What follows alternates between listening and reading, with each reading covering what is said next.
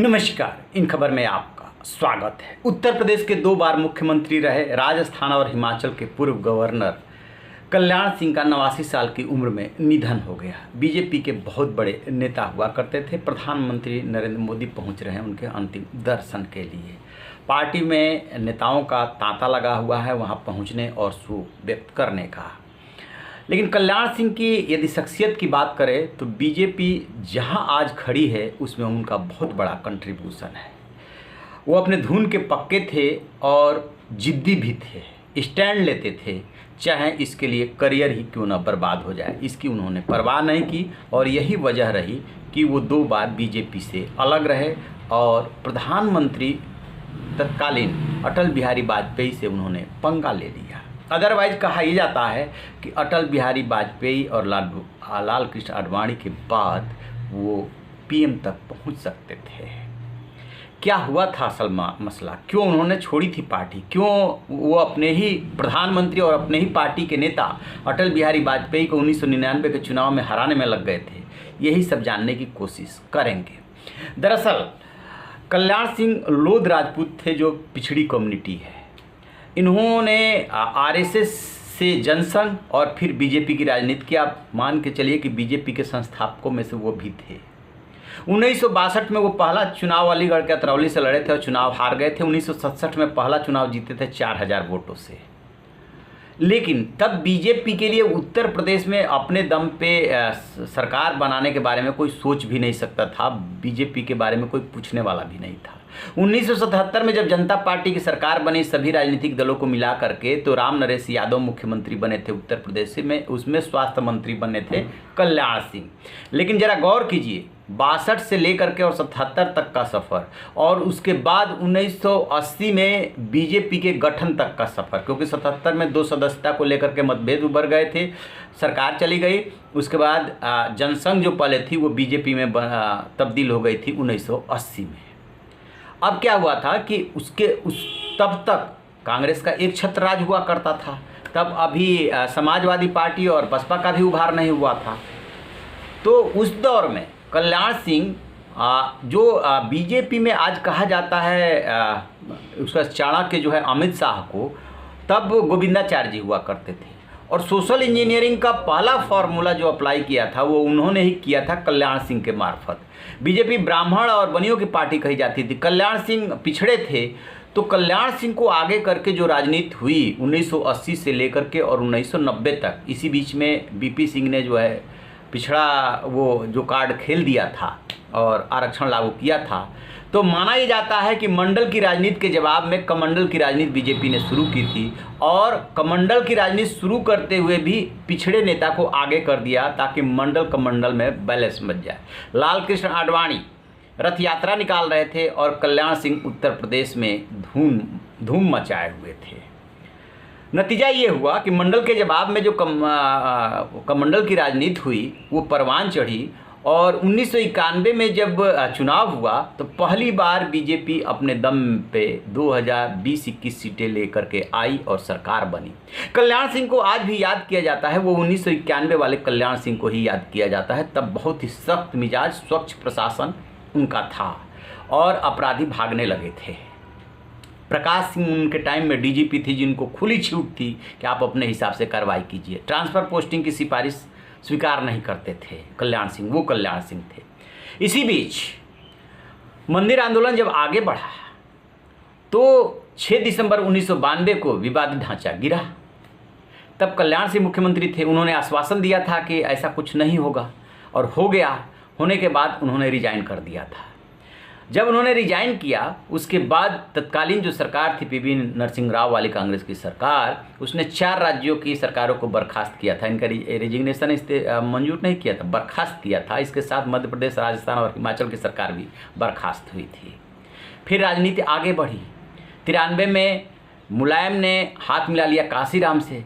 तब ये नारा बुलंद होने लगा कि मिले मुलायम काशीराम, हवा हो गए जय श्री राम। आपको पता ही है कि फिर उनकी सत्ता आ गई थी। 1995 में जो है गेस्ट हाउस कांड हो गया और गेस्ट हाउस कांड के बाद जब बीजेपी ने उसमें राजनीति की थी, ब्रह्म द्विवेदी हुआ करते थे जो लठ चलाते हुए वहाँ पहुँच गए थे और सपा बसपा को हमेशा हमेशा के लिए अलग कर दिया। फिर 1996 में जाकर के चुनाव होता है। उस चुनाव में जो आप कह सकते हैं रिजल्ट आया, वो किसी को क्लियर कट बहुमत नहीं मिला। फिर राष्ट्रपति शासन लग गया और फिर बसपा में और बीजेपी में समझौता हुआ, 6 महीने के लिए सरकार बनी। तो 97 में मायावती मुख्यमंत्री बनी। 6 महीने बाद जब बीजेपी को सत्ता सौंपने की बारी आई तो मायावती आनाकानी करने लगी। खैर, किसी तरीके से उन्होंने सत्ता तो हस्तांतरण कर दिया, कल्याण सिंह दोबारा मुख्यमंत्री बन गए, लेकिन बाद में उन्होंने अपना समर्थन वापस ले लिया। फिर जो है कांग्रेस में और बीएसपी में टूट हुई थी लोकतांत्रिक कांग्रेस और बहुजन समाज पार्टी, और उस धड़े ने जो है वो समर्थन दिया, कल्याण सिंह मुख्यमंत्री रहे। आपको याद होगा उसी दौर में जो है जगदम्बिका पाल एक दिन के लिए मुख्यमंत्री बने थे। फिर क्या हुआ इसी बीच में कि बीजेपी ताना बाना बुन रही थी केंद्र में आने के लिए, और उसमें बीएसपी को साथ लेकर चल रहे थे अटल बिहारी वाजपेयी। लाल कृष्ण आडवाणी भी उसमें शामिल थे, लेकिन चूंकि लिबरल फेस अटल बिहारी वाजपेयी थे, इसलिए वो बात कर रहे थे कांशीराम से। मायावती की तब ऐसी हैसियत नहीं हुआ करती थी, मेन कांशीराम थे।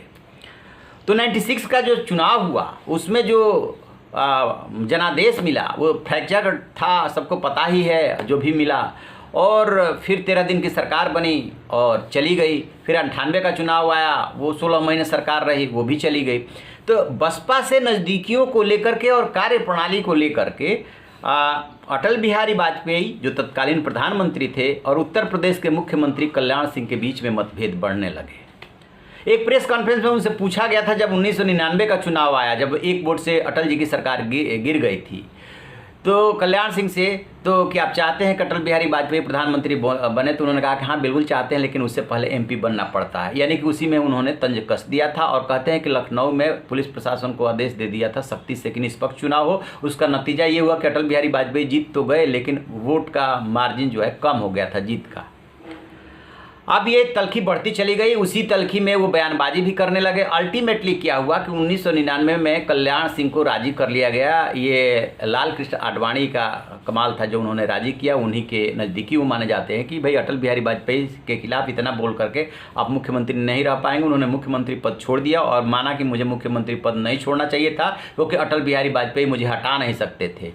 और 1999 में उन्होंने मुख्यमंत्री पद छोड़ा। इसके बाद वो बीजेपी से अलग हो गए, उन्होंने अपना अलग पार्टी बनाई। 2002 में चुनाव लड़े। 2002 में चुनाव लड़ने पे उन्हें 4 सीटें मिली, कोई खास फायदा नहीं हुआ, लेकिन बीजेपी को जरूर बहुत ज़्यादा उन्होंने नुकसान पहुंचा दिया। फिर वो 2004-05 में जो है लौटे बीजेपी में। 2007 का चुनाव उनके नेतृत्व में हुआ, लेकिन फिर बीजेपी से तब अरुण जेटली प्रभारी हुआ करते थे, मतभेद हो गए, फिर उन्होंने बीजेपी छोड़ी और 2009 का चुनाव वो मुलायम सिंह के समर्थन से एटा से निर्दलीय जीते। हालांकि अब मुलायम सिंह से भी उनके बीच पड़ गए, और मुलायम सिंह से बीच पड़े तो फिर उन्होंने मुलायम सिंह से फिर अलग हो गए, क्योंकि उसमें मुलायम को नुकसान हो गया। ये हिंदू हृदय सम्राट कहे जाते थे, तो मुस्लिम वोट छिटकने लगा। तो बाद में मुलायम सिंह ने उनको निकाल दिया, हटा दिया, इन दोनों का रिश्ता खत्म हो गया। तो फिर जो है वो इसके बाद दौर भी बदल गया था अटल बिहारी वाजपेयी का। आपको बता दें कि 1999 पार्टी छोड़ने के बाद 2004 में जब ये बीजेपी लौटे तो अटल बिहारी वाजपेयी की ही पहल पर लौटे थे। तब अटल बिहारी वाजपेयी को उन्होंने जब नाराज हुए थे तो जल्लाद तक कह दिया था।